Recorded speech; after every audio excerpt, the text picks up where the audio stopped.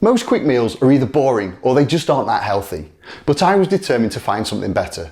After years of trial and error, I landed on this high protein fajita and it made my life so much easier because it's such a quick and easy way to get a healthy meal anytime you need it. So I'm going to show you how to make this insanely simple meal that's packed with flavour and will help you to hit your protein goals. This tasty concoction will give you 49 grams of protein, 42 grams of carbs, 18 grams of fat, and 526 calories. So let's get started. First we need to grab a chopping board and a sharp knife because we're going to cut up 200 grams of chicken breast, a green bell pepper and a red onion. Now for the chicken breast I've bought mini fillets, so they're already cut up into quite small pieces and they don't really need to be chopped anymore. But if you're using full chicken breasts, then chop them until they're around this size. Once the chicken is cut up, we need to chop the green pepper. Make sure you get rid of the seeds because we don't want these in our fajita. And when you've sliced it, you want the pepper to look something like this. Don't cut it too small, we want nice chunky strips. Next we'll peel and slice up the onion. Again, don't cut it up too small. I think fajitas are way better when they've got big chunks of vegetables in them. So when you're finished, it should look a bit like this. And that's the chopping done. We're ready to start cooking. So let's go over to the hob.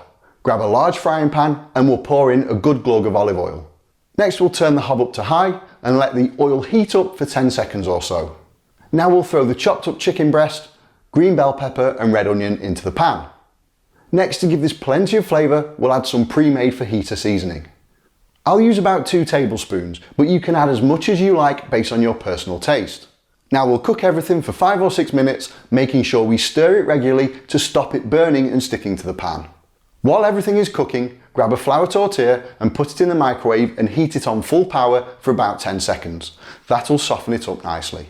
Just remember to keep going back to your pan every so often to give everything a good stir so your chicken and vegetables don't burn. When the tortilla has been zapped in the microwave, put it on a plate and slap 50 grams, which is just under 2 ounces of salsa on it. Just grab a spoon and use the back of it to spread the salsa out like this.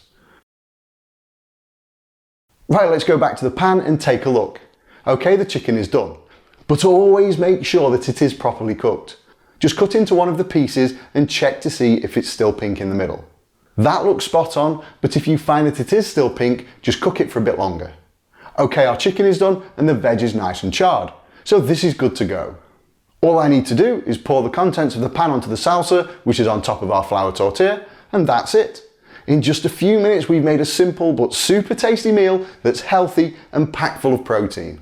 Now if you want to pimp this up and get a bit more flavour and add more calories, you could add some guacamole, sour cream or maybe even a bit of grated cheese. It's totally up to you. But there we go, a chicken fajita wrap ready to devour. You can fold it and eat it, but there's a lot of topping on there so it might not fold too well. So you can just leave it open on the plate like this and use your fingers to rip it up and shovel it in. If you don't have time to make your meals individually, you can double or even quadruple the ingredients and make multiple portions that you can store in the fridge or the freezer. Or you can watch this video next because I show you how to make 5 high protein meals in just 20 minutes with my super tasty beef chili meal prep.